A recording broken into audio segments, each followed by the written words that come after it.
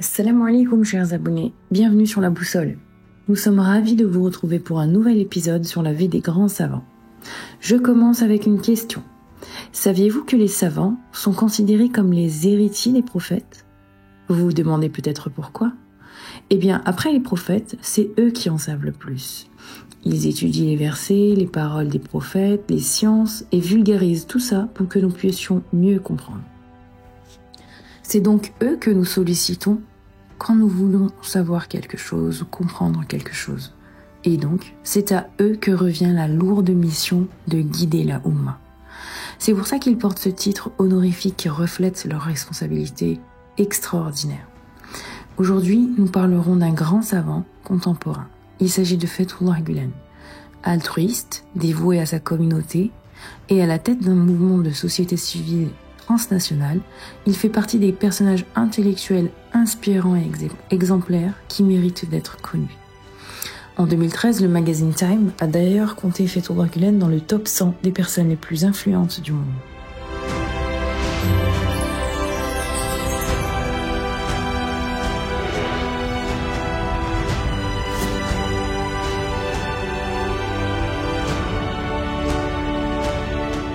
Fethullah Gülen est né en 1938 à Erzurum. Il est un érudit et un intellectuel turc contemporain. Il grandit dans un environnement familial conservateur et succède à une lignée de savants. Tous ses aïeuls étaient imams, prédicateurs ou cheikhs. Sa mère enseignait aussi aux femmes et aux enfants de son entourage. C'est d'ailleurs grâce à elle que Hoca Efendi a appris à lire très tôt. C'est à l'âge de 4 ans qu'il avait déjà lu le Coran entièrement pour la première fois. Il a donc eu la chance de grandir dans un foyer reconnu pour son amour profond du prophète Mohammed sallallahu alayhi wa sallam. Cet amour pour le prophète lui a été transmis, tout comme sa compassion pour la communauté musulmane et la société dans son ensemble. L'amour pour le prophète Mohammed sallallahu alayhi wa sallam a toujours été au cœur de la vie de Fethullah Gülen. À ses 12 ans, c'est cet amour qui l'a poussé à mémoriser le Coran dans sa totalité, à accomplir la prière pendant que ses congénères s'amusaient, et à se former dans les sciences religieuses malgré toutes les difficultés de son temps. Il fréquente la cour des plus grands savants de sa région depuis sa plus tendre enfance, et il s'y fit toujours remarquer par son intelligence et sa bienséance, si bien qu'on lui demanda de prêcher pour la première fois alors qu'il n'avait que 14 ans. 2 ans plus tard, il montait sur la chaire presque tous les jours.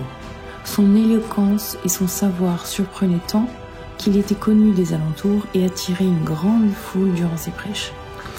C'est aussi au milieu des années 1950, en 1956 pour être exact, qu'il rencontra les disciples de Saïd Nursi. Il rejoint tout de suite ses rangs, car pour lui, la solution aux problèmes du monde musulman réside dans l'alliance des sciences dures et religieuses. En 1959, il termine ses études et a déjà une grande réputation dans sa région.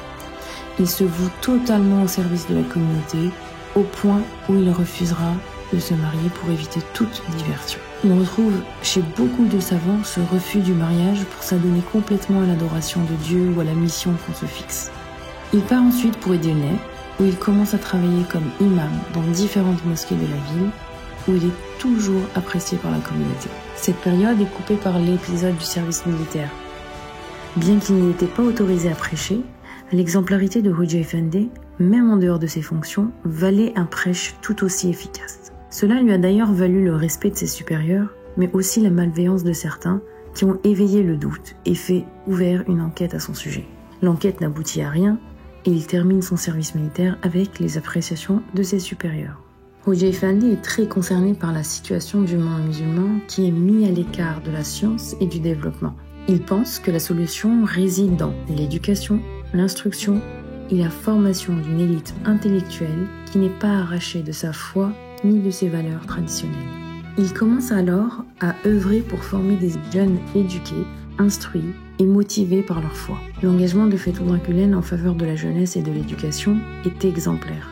Il a fondé et inspiré de nombreuses écoles et institutions éducatives à travers le monde. Il a toujours mis l'accent sur l'importance de l'apprentissage, de la science et de la formation des jeunes. Sa philosophie éducative encourage le développement d'individus bien équilibrés, capables de contribuer positivement à la société. Là encore, sa présence dans le monde de l'éducation était perçue comme une menace pour certains de ses détracteurs. Il a subi diverses pressions des services de police ou de certains groupes minoritaires, mais il n'a jamais songé à abandonner la jeunesse. Quoi qu'il arrive, il était décidé à raviver les valeurs de l'islam. Sa réputation parcourait alors tout le pays. En 1966, il fut muté à Izmir où il dirigea l'internat des étudiants en Imam Hatip. C'est les lycées qui formaient les imams prédicateurs. Il se consacra totalement à la formation de ses internes, si bien qu'il se contenta souvent de 2 heures de sommeil.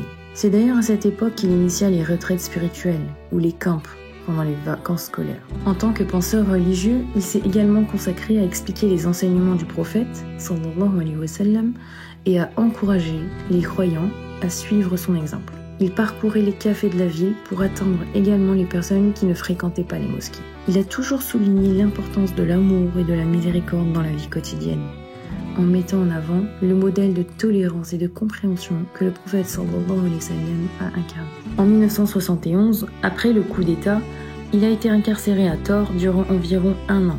Il a finalement été acquitté en 1972 car rien ne justifiait son inculpation. Il a ensuite rejoint Edremit, puis Manissa, où il a repris ses fonctions. Il ne s'est cependant jamais contenté de sa ville de fonction et parcourait le pays tout entier pour raviver l'amour de l'islam dans le cœur des croyants. La compassion de Fethullah Gülen pour la communauté est manifeste à travers les innombrables institutions éducatives, caritatives et sociales qu'il a soutenues ou initiées partout dans le monde. Il a encouragé le dialogue interreligieux et interculturel, cherchant à établir des ponts entre les différentes communautés et à promouvoir la compréhension mutuelle.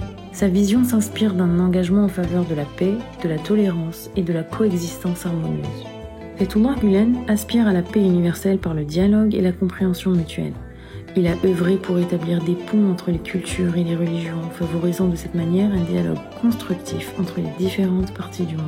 Sa vision repose sur la conviction que la paix ne peut être réalisée que par des échanges sincères et une coopération entre les peuples de diverses origines.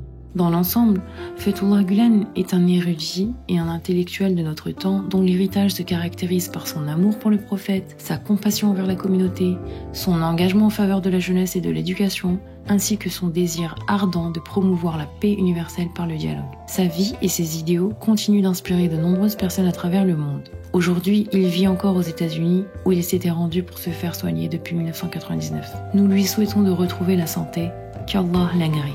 Merci de nous avoir suivis.